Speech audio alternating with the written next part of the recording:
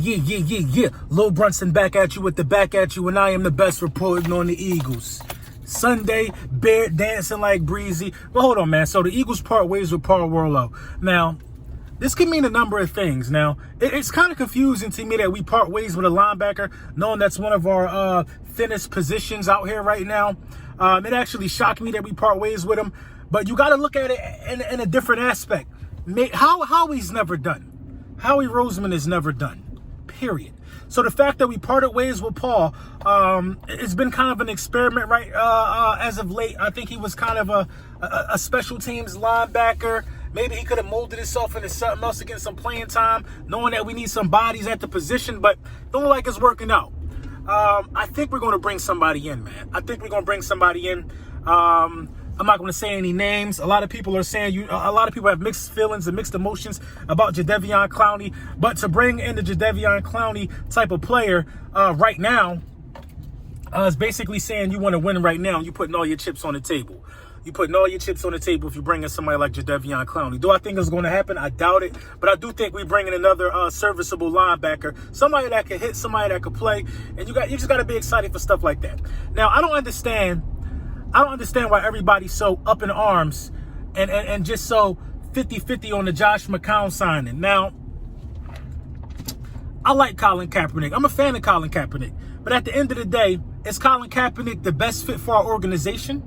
See, a lot of people don't think things through. They think with their hearts and they don't think with winning. Now, Eric Reed and Colin Kaepernick have an issue with Malcolm Jenkins. They called him a sellout. Last year at the Panthers game, Eric Reed actually wanted to fight Malcolm Jenkins. Why would we bring Colin Kaepernick around Malcolm Jenkins? Malcolm Jenkins means so much to the city of Philadelphia. No way you cut it. Colin Kaepernick would be an outsider to the organization. He would have to learn. He would have to know his role. He would have to, he would have to minimize the distractions that he brings along with signing with the franchise, because we're a Super Bowl contender. You're not just coming somewhere and getting a job. You're coming somewhere in hopes of getting a ring. Now, who would you much rather have at the helm if shit goes sour? Would you much rather have Josh McCown or would you have Colin Kaepernick, somebody who hasn't played in, 800 days? I'll take Josh McCown, man. Josh McCown and Ryan Fitzpatrick, in my opinion, are better quarterbacks than Colin Kaepernick. Who knows what Colin Kaepernick would be today if Colin Kaepernick didn't sit out the years that he sat out? What has been 2 years now, going on 3. Who knows where these guys will be? Who knows where his skill level will be at today with that added experience? But as of right now, Ryan Fitzpatrick and Josh McCown, they've caught some bodies in the regular season and in postseason. They've put up some 300-yard games. They've won games on their arm. They're arm talents. They're arm talents. That's why they can be journeymen in the NFL. So I think Josh McCown was the best way to go. As far as Eagle Nation and everybody got their hearts on, oh, I'm team Cap and team this and team that. Yes, I agree, and I am for the cause. But does it make sense? Does it help us win? Does it help us win? It doesn't help us win bringing in Colin Kaepernick. We don't want press conferences to be more about what's going to happen with Colin Kaepernick. A Colin Kaepernick signing helps the Dallas Cowboys. The Dallas Cowboys are a circus. The Dallas Cowboys are in it for the ratings.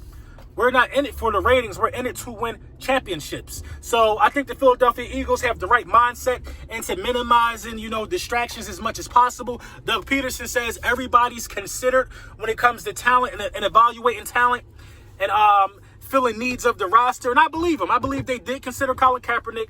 But you know what? I also know that what came up in that conversation, what had to come up was the distraction, the potential for a mass distraction, mass media coverage, more reporters than usual at the practices and at the facility trying to talk to Colin Kaepernick, who would be nothing more than a third string quarterback on the roster. We need him learning the playbook. Josh McCown has been in situations to where he had to learn the playbook at the drop of a dime. I'm not saying Colin Kaepernick can't do that, but we know Josh McCown can. At the end of the day, the Philadelphia Eagles made the best decision for the organization. They put themselves in the best position to win a Super Bowl, and that's what it's about. It's not about whether or not this guy can get a job or not. If you want to be for real about it, Colin Kaepernick settled. Now, when you settle from a major corporation, you really can't look for that corporation to hire you back again. He should have fought the case all the way through, probably should never settle. You know what I'm saying? And the fact that the Eagles didn't get him, a lot of people are saying that proves the collusion. It doesn't prove the collusion. We can sign who we want. We don't want any distractions. We're a contender.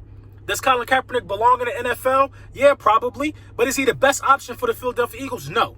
He's not the best option. That would be creating a toxic environment, like I said, with the Malcolm Jenkins situation. And one more thing I wanted to get on. The apparent hard on for Sean McVeigh is getting sick. It's getting gross.